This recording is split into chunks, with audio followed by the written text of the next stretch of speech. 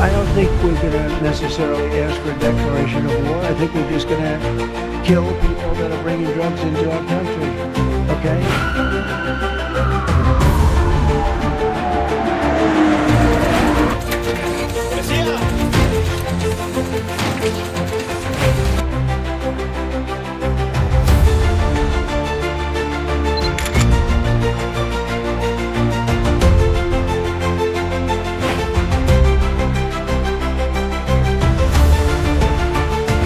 Long before the sun rose over Florida, before the headlines erupted, and the state realized it had been living beside a monster, there was only silence, the kind of stillness that hides something enormous beneath it, a silence so heavy, so unnatural, that when it finally broke, it didn't break gently, it exploded. At 4:57 a.m., a steel door on the edge of Tampa Bay shattered under the weight of a federal breaching ram, and with it shattered the illusion of who Florida thought it could trust. Inside that mansion, polished marble floors, high ceilings, a view worth millions, lay a secret dark enough to poison entire cities. A secret guarded not by cartel foot soldiers, but by a man who stood on stages, smiled into cameras, and asked Floridians for their votes. That morning, the truth did not whisper its arrival, it kicked the door in.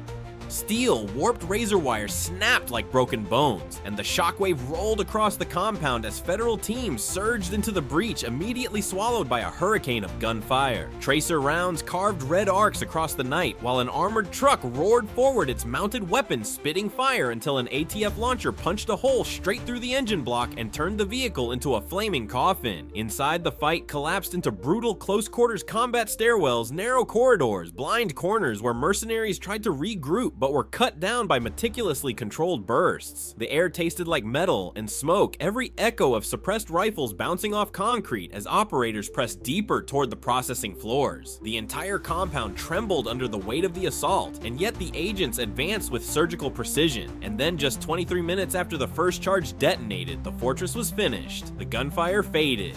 The last offender fell, and when the lights came up on what the cartel had built here, the scale of it shocked even the most hardened agents. They recovered 420 kilograms of fentanyl, 690 kilograms of methamphetamine, 1.2 tons of heroin, $58 million in cash and gold, and 117 military-grade weapons, a treasure trove of poison and firepower powerful enough to devastate entire regions. But none of it mattered more than the moment the teams reached the inner rooms and found the 42 hostages exhausted, shaking, malnourished, but alive. Some cried, some couldn't speak, some simply gripped the hands that reached out to pull them from the place that had tried to erase them. In less than half an hour, the United States had dismantled a fortress, crushed a cartel command hub, and saved 42 lives that were never meant to see daylight again. The swamp was silent once more, but it was a different kind of silence, a victorious one, a warning, a turning point. When the Everglades fortress fell, federal agents didn't celebrate, didn't rest, didn't even pause to breathe, because embedded within the seized devices, burner phones, encrypted tablets, hidden USB drives, was a roadmap of chaos stretching across Florida like veins of poison. Safe houses, drug labs, money runners, corrupt officials, ghost warehouses, secret docks, an entire subterranean world Whitford and the Juarez cartel had built under the state's nose. And so before sunrise, the government unleashed Operation Sunfall, a statewide dragnet designed not to disrupt the network but to obliterate it in a single coordinated strike. The first hits landed along the Gulf Coast as agents kicked down the door of a luxury condo in Sarasota, catching 2 cartel accountants mid-burn as they tried to torch ledgers documenting millions in dirty transfers. Moments later, a convoy near Lakeland tried to race toward Interstate 4, only to find spike strips shredding their tires and DHS units boxing them in as a firefight erupted between rows of citrus trees.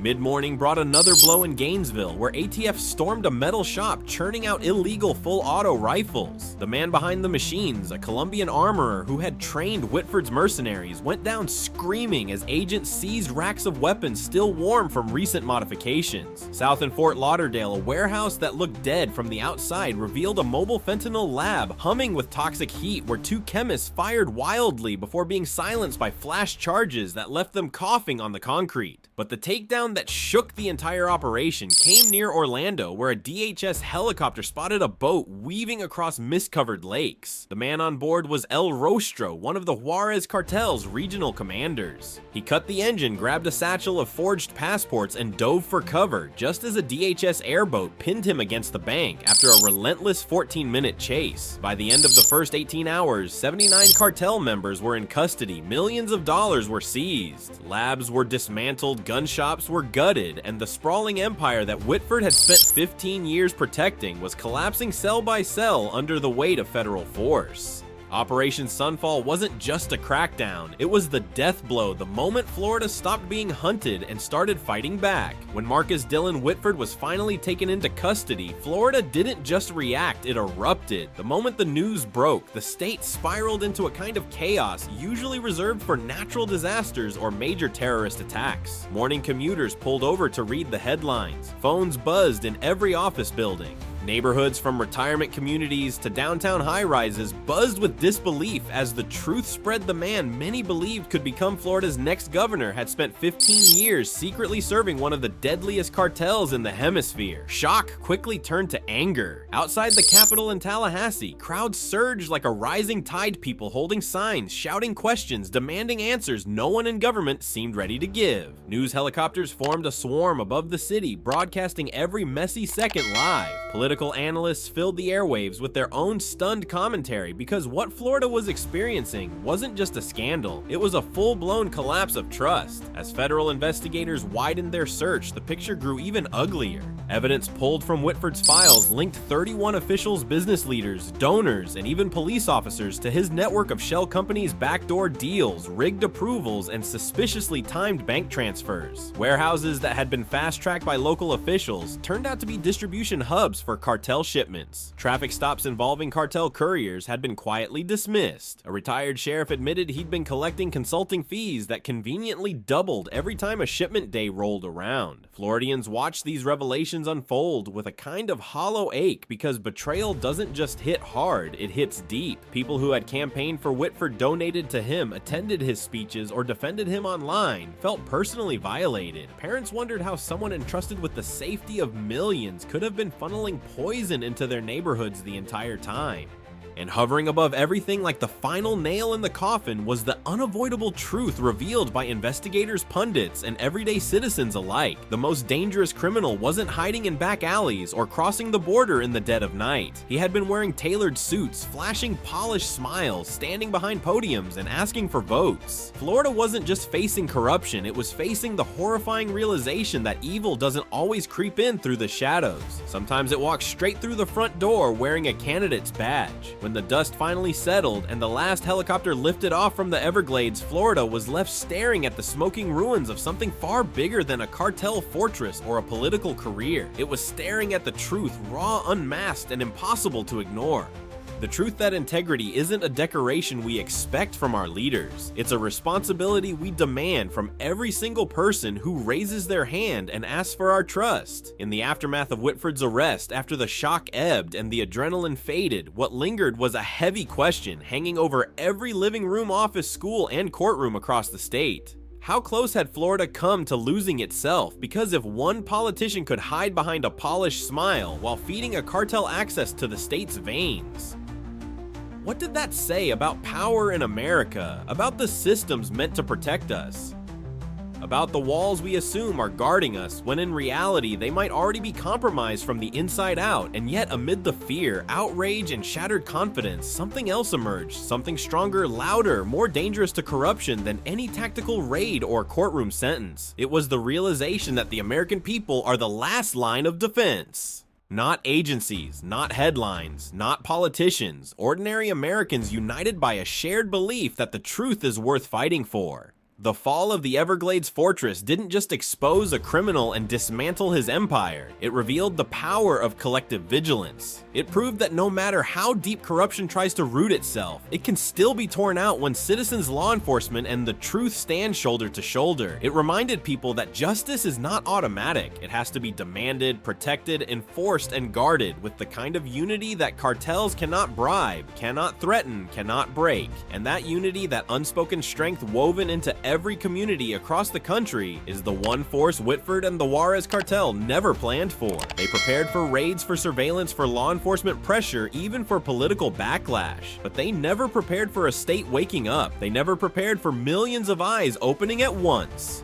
Federal agents moved through the hallway like a silent storm, unaware that within minutes they would uncover one of the most staggering betrayals in modern American politics. 400 pounds of fentanyl, 160 pounds of meth, millions in cartel cash, and an encrypted trail of corruption stretching back 15 years, all inside the home of a rising candidate for governor. What they found that day didn't just expose a criminal, it exposed a system, a lie, a fortress built behind a smile. And the deeper investigators went, the clearer one truth became: the greatest threats to a state aren't always hiding in the shadows. Sometimes they stand under bright studio lights, wearing suits, shaking hands, and calling themselves leaders. The raid began long before sunrise, while most of Florida still slept under the comfort of an ordinary morning. But nothing about what was unfolding inside the gates of a multi-million-dollar waterfront mansion was ordinary. At 4:57 a.m., they never prepared for a population that refused to look away, refused to stay silent, refused to let darkness hide behind a podium and call itself leadership. The street is ours, it's not yours. Because in the end, the greatest message Florida walked away with wasn't about drugs or money or political betrayal. It was about the quiet, unmistakable truth that when Americans stand together, even the most fortified criminal empire can collapse in minutes. It was about the warning that power left unchecked becomes a threat, but power held accountable becomes a shield. And above all, it was about the conviction that the fight for integrity never ends. Not in elections, not in courtrooms, not in raids at 4:57 a.m., because justice only wins when we choose to stand beside it. And on that day, Florida stood, America stood, and the darkness that thought it could hide in plain sight finally learned what happens when a nation opens its eyes. The kind of hour where the world is quiet enough to hear your own heartbeat. The silence around the luxurious Tampa Bay estate was ripped apart by the echoing thud of a federal breaching ram. A flash of light, a single blink of a motion sensor, and then the steel front door exploded inward. FBI and DHS agents surged across the marble floors like a wave of shadows moving with cold precision through hallways lined with framed campaign posters, family pictures, and the carefully curated image of a man who had spent years selling himself as Florida's next great political hope, Marcus Dillon Whitford, businessman, Democrat, polished public figure, and respected candidate for governor. Within seconds, that image died. A side door flew open, and what the agents saw next froze the entire entry team in place, not out of fear, but out of sheer disbelief. Stacked on reinforced metal shelving, illuminated by tactical flashlights, were the kinds of things you expect to find in a cartel stronghold in Mexico, not in the private home of a man running for public office in the United States. 400 pounds of fentanyl, enough to wipe out entire cities, 160 pounds of crystal methamphetamine packed tight in heat-sealed bricks, and rows of vacuum-packed cash, $9.8 million ready for transport. But the wall opposite the drugs and cash was even more disturbing. 54 firearms, many of them modified AR-15 rifles, short-barreled carbines, and compact submachine guns, the kind favored by cartel enforcers, not American politicians posing as reformers on television. Still, the most damning evidence wasn't hidden in a safe or stashed under a floorboard. It was sitting in plain sight, glowing on the kitchen counter. Whitford's unlocked phone, its screen filled with active encrypted conversations with the Juarez cartel messages detailing shipment routes, payoff schedules, protection agreements, and political favors exchanged like everyday business transactions. 15 years worth of coordination, 15 years of betrayal, 15 years of a politician using his influence not to protect Floridians, but to shield one of the most violent cartels in the Western Hemisphere. This was not a momentary lapse in judgment, not blackmail, not a coerced partnership. This was a career of corruption hidden behind a smile, a suit, and carefully crafted speeches about justice and compassion. In the span of just a few minutes, the raid didn't simply uncover illegal drugs or weapons. It exposed the horrifying truth that Florida's rising political star had been the cartel's inside man, its political armor, its silent guardian within the very system meant to stop them.